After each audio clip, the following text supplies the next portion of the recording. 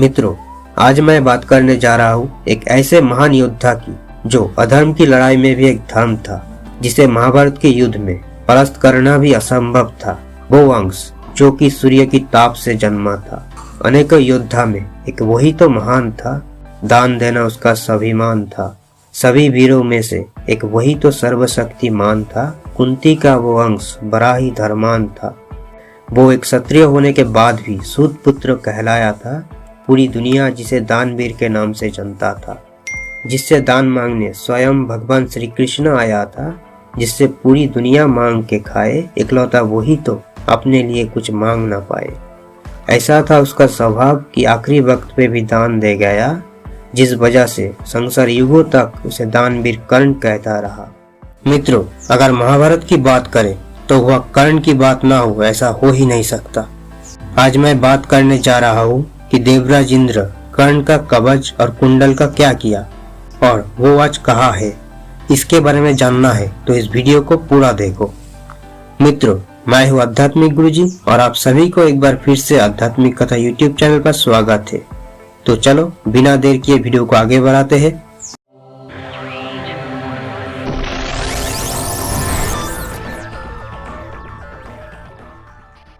दानवीर कर्ण महाभारत का वो पात्र है जिसकी गाथा हमें आज भी सुनने को मिलता है।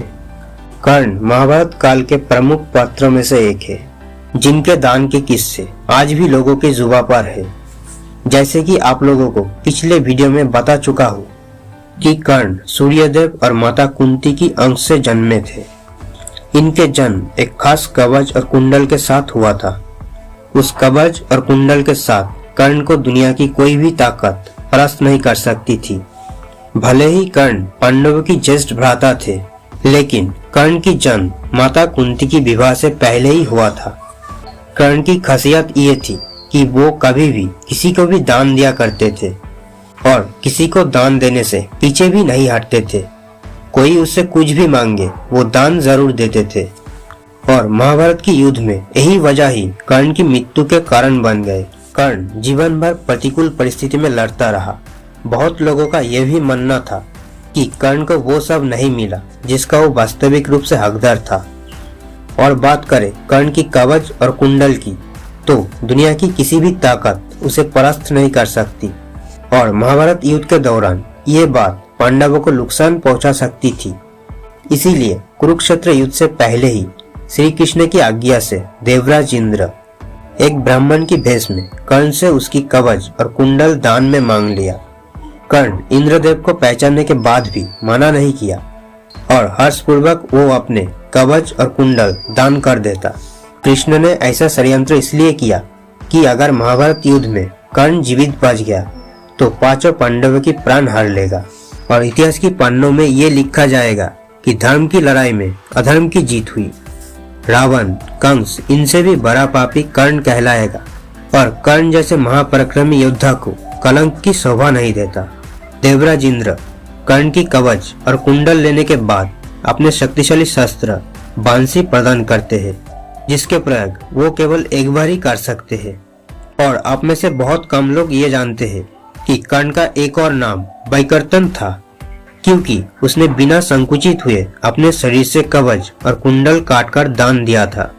आखिरकार सवाल ये उठता है कि देवराज इंद्र कर्ण की कवच और कुंडल लेकर कहाँ गए थे, क्योंकि छल से पाए गए वस्तु देवराज इंद्र अपने साथ लेकर स्वर्ग में प्रवेश नहीं कर सकते। तो सवाल ये है कि कर्ण का कवच और कुंडल कहाँ गए। जाहिर सी बात है मित्रों, देवराज इंद्र ने इसी धरती पर ही कहीं छुपाए हो। देवराज इंद्र ने इसे समुद्र किनारे किसी स्थान पर छुपा दिया। इसके बाद चंद्रदेव की इस पर नजर पड़ी। वो उस कवच और कुंडल को चुराकर भागने लगे। तब समुद्रदेव ने उनको रोक लिया और उसी दिन से समुद्रदेव और सूर्यदेव दोनों मिलकर उस कवच और कुंडल की रक्षा करते हैं। अब हम इस कहानी को और विस्तार से समझते हैं।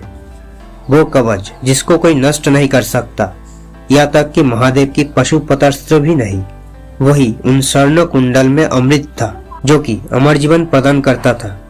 लेकिन अगर हम समुद्र और चंद्रदेव की कहानी को समझे, वो जगह जहाँ सूर्यदेव की रोशनी सबसे पहले समुद्रदेव को छूती हो, उड़ीसा शहर में स्थित पुरी गांव के निकट कोणार्क सूर्य मंदिर, जिसे 13वीं शताब्दी में बनाया गया था।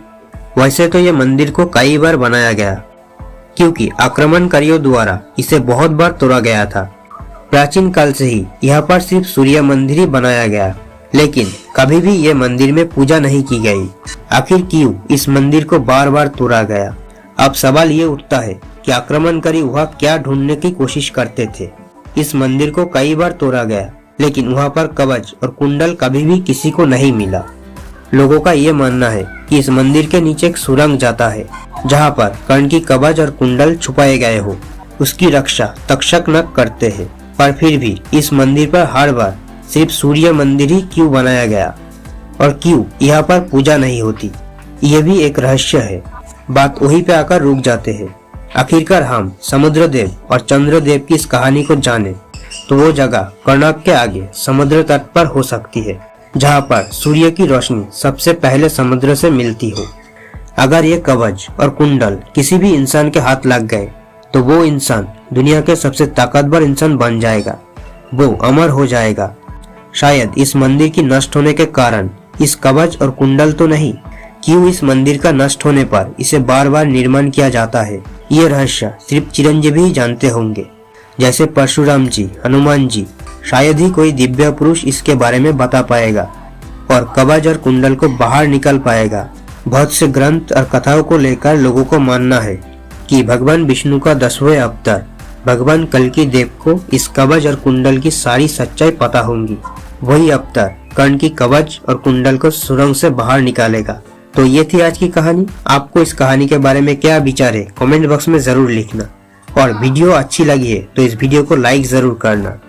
और साथ ही इसी तरह और भी रोमांचक पुराण कहानी और साइंस के बारे में और अधिक जानना है तो इस चैनल को सब्सक्राइब करके हमारे साथ जुड़ा रहिए। और साथ ही बेल बटन को प्रेस करके ऑल कर दीजिए, ताकि अगले वीडियो की नोटिफिकेशन आपको सबसे पहले मिले।